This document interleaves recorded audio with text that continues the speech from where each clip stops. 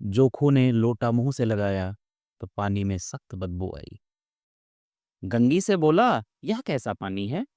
मारे बास के पिया नहीं जाता, गला सूखा जा रहा है और तू सड़ा पानी पिलाए देती है। गंगी प्रतिदिन शाम पानी भर लिया करती थी।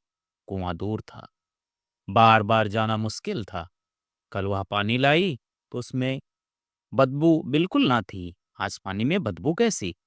लोटा नाक से लगाया तो सचमुच बदबू थी। जरूर कोई जानवर कुएं में गिर कर मर गया होगा। मगर दूसरा पानी आवे कहाँ से? ठाकुर के कुएं पर कौन चढ़ने देगा? दूर से लोग डांट बताएंगे, साहू का कुआं गांव के उस सिरे पर है। परंतु वहां भी कौन पानी भरने देगा? कोई तीसरा कुआं गांव में है नहीं। जोखो कई दिन से बीमार है। कुछ देर तक तो प्यास रो के चुप पड़ा रहा, फिर बोला, अब तो मारे प्यास के रहा नहीं जाता, ला थोड़ा पानी नाक बंद करके पी लूं। गंगी ने पानी खराब पानी से बीमारी बढ़ जाएगी इतना जानती थी, परंतु यह ना जानती थी कि पानी को उबाल देने से उसकी खराबी जाती रहती है। बोली, यह पानी कैसे पियोगे? ना जाने कौन जानवर मरा है, कुएं से मैं दूसरा पानी ला देती हूँ। जोखू ने आश्चर्य से उसकी ओर देखा। पानी कहाँ से लाएंगे? ठाकुर और साहू के दो कुएं तो हैं, क्या एक लोटा पानी ना भरने देंगे? हाथ पांव तुड़वाएगी और कुछ ना होगा, बैठ चुपके से। ब्रह्मा देवता आशीर्वाद देंगे, ठाकुर लाठी मारेंगे, साहू जी एक के पांच लेंगे। गरीबों का दर्द कौन समझता है? हम तो मर भी जाते हैं तो कोई द्वार पर झांकने नहीं आता, कंधा देना तो बड़ी बात है। ऐसे लोग कुएं से पानी भरने देंगे? इन शब्दों में कड़वा सत्य था। गंगी का क्या जवाब देती, किंतु उसने यह बदबूदार पानी पीने को ना दिया। रात के 9 बजे थे। थके मांदे मजदूर तो सो चुके थे।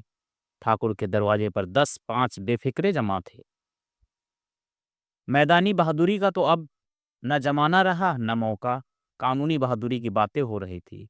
कितनी होशियारी से ठाकुर ने थानेदार को एक खास मुकदमे रिश्वत दी और साफ निकल गए। कितनी अक्लमंदी से एक मार्के के मुकदमे की नकल ले आए। नाजिर और मोहतमिम सभी कहते थे, नकल नहीं मिल सकती। कोई 50 मांगता था, कोई 100। यहाँ बेपैसे कौड़ी नकल उड़ा दी। काम करना का ढंग चाहिए। इसी समय गंगी कुएं से पानी लेने पहुंची। कुप्पी की धुंधली रोशनी कुएं पर आ रही थी। गंगी जगत की आड़ में बैठी मौके का इंतजार करने लगी। इस कुएं का पानी सारा गांव पीता है।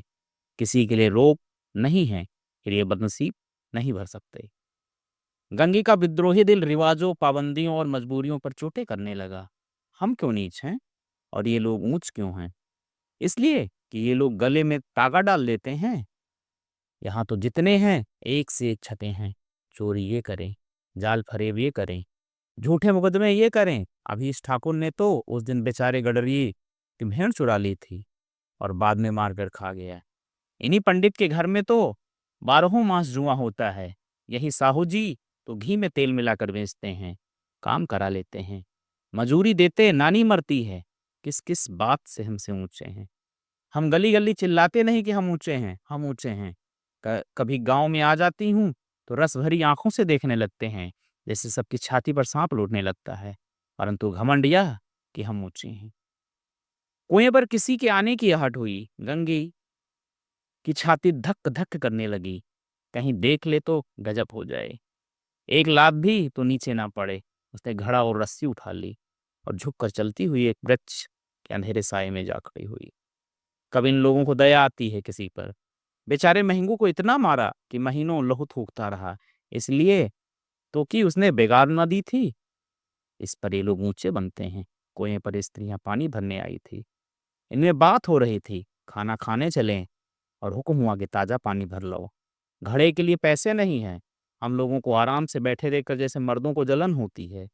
हाँ, ये तो ना हुआ कि कलसिया उठाकर भर लाते, बस हुक्म चला दिया कि ताजा पानी लाओ, जैसे हम लौंडिया ही तो हैं। लौंडिया नहीं तो और क्या हो तुम? रोटी कपड़ा नहीं पाती, 10-5 रुपये भी छीन झपट कर ले ही लेती हो। और लौंडिया कैसी होती हैं? मत लजाओ दीदी, छिन भर आराम करने को जी तरस कर रह जाता है। इतना काम किसी दूसरे के घर कर देती तो इससे कहीं आराम से रहती। ऊपर से वह एहसान मानता। यहाँ काम करते करते मर जाओ, पर किसी का मुंह ही सीधा नहीं होता। दोनों पानी भरकर चली गई तो गंगी वृक्ष की छाया से निकली। और कुएं की जगत के पास आई। बेफिक्रे चले गए थे। ठाकुर भी दरवाजा बंद कर अंदर आंगन में सोने जा रहे थे। गंगी ने क्षणिक सुख का एहसास किया। किसी तरह मैदान तो साफ हुआ। अमृत चुरा लाने के लिए जो राजकुमार किसी जमाने में गया था, वह भी शायद इतनी सावधानी के साथ और समझ-बूझ कर न गया हो। गंगी दबे पाँव कुएं की जगत पर चढ़ी। विजय का ऐसा अनुभव उसे पहले कभी ना हुआ। उसने रस्सी का फंदा घड़े में डाला, दाएं-बाएं चौकन्नी दृष्टि से देखा, जैसे कोई सिपाही रात को शत्रु के किले में सुराग कर रहा हो। अगर इस समय वह पकड़ ली गई, तो फिर उसके लिए माफी या रियायत की रत्ती भर उम्मीद नहीं। अंत में देवताओं को याद करके उसने कलेजा मजबूत किया और घड़ा कुएं में डाल दिया। घड़े ने पानी में गोता लगाया, बहुत ही आहिस्ता, जरा सी आवाज ना हुई। गंगी ने 2-4 हाथ जल्दी-जल्दी मारे। घड़ा कुएं के मुंह तक आ पहुंचा। कोई बड़ा सहजोर पहलवान भी इतनी तेजी से न खींच सकता था। गंगी झुकी कि घड़े को पकड़कर जगत पर रखे कि एकाएक ठाकुर साहब का दरवाजा खुल गया। शेर का मुंह इससे अधिक भयानक ना होगा। गंगी के हाथ से रस्सी छूट गई। रस्सी के साथ घड़ा धड़ाम से पानी में गिरा और कई क्षण तक पानी में हिलकोरे की आवाज सुनाई देती रही। ठाकुर, कौन है, कौन है? पुकारते हुए कुएं की तरफ आ रहे थे और गंगी जगत से कूदकर भागी जा रही थी।